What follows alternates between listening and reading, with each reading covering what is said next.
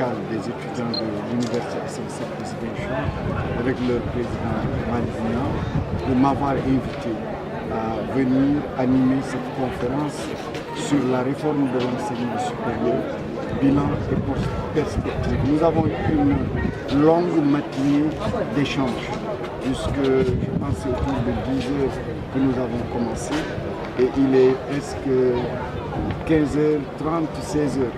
Donc ce sont des échanges très fructueux autour de l'ambition du président Macky Sall de transformer l'enseignement supérieur et la recherche, la nouvelle carte universitaire, l'utilisation des technologies de l'information et de la communication, l'innovation, l'amélioration des conditions sociales des étudiants au niveau des campus, la création des centres régionaux des œuvres universitaires, l'évolution de la recherche et de l'innovation, la mise en place des centres de recherche et d'essai, le déploiement des ISEP et de l'Université virtuelle du Sénégal, la politique ambitieuse de construction des résidences universitaires, la nécessité et l'engagement à développer le domaine étudié au Sénégal et aussi l'effort sans commune mesure de financement en investissement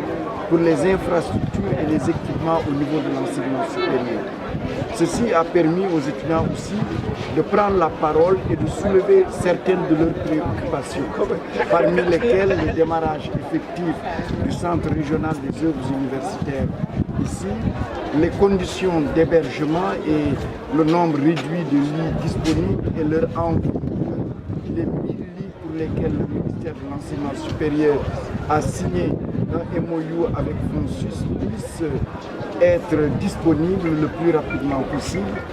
Les doctorants ont parlé des situations des formations doctorales, les questions de financement de la recherche. Certains enseignants sont revenus d'ailleurs sur le financement de la recherche.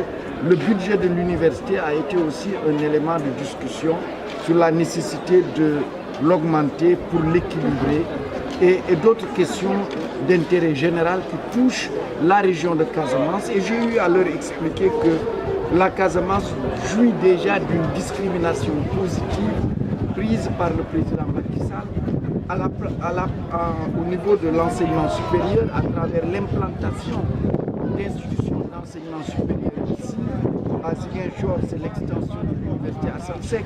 À Bignona, c'est l'ISEP de Bignona. À Kolda, c'est le centre délocalisé de Kolda. C'est la construction des espaces numériques ouverts. C'est aussi l'implantation des centres de recherche et d'essai.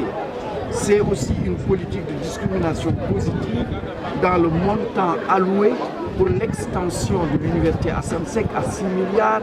C'est la construction d'un restaurant de 500 places, c'est la construction d'un complexe amphithéâtre auditorium de 750 places, ce sont les blocs pédagogiques, les laboratoires. Donc tous les chantiers actuellement en cours, s'ils se terminent, et nous, notre envie, notre volonté, et c'est une volonté, je sais, qui est partagée par les autorités universitaires, par le rectorat, par les étudiantes et les étudiants, c'est que tous ces chantiers se terminent en 2017. Et à ce moment-là, on aura une vraie grande université à Sansek de Ziguinchor parce qu'elle aura les infrastructures d'une grande